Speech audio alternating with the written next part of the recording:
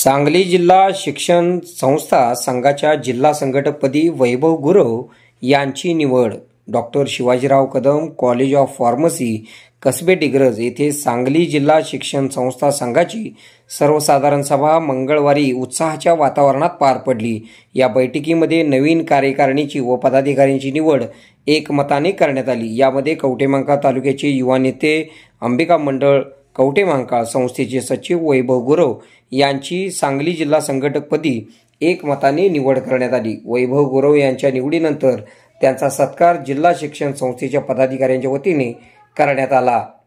आपल्या भागातील बातम्या पाहण्यासाठी आमची न्यूज चॅनल सबस्क्राइब करा व लाईक करा। मुख्य संपादक Kunal Kotawale, KK Marathi news network.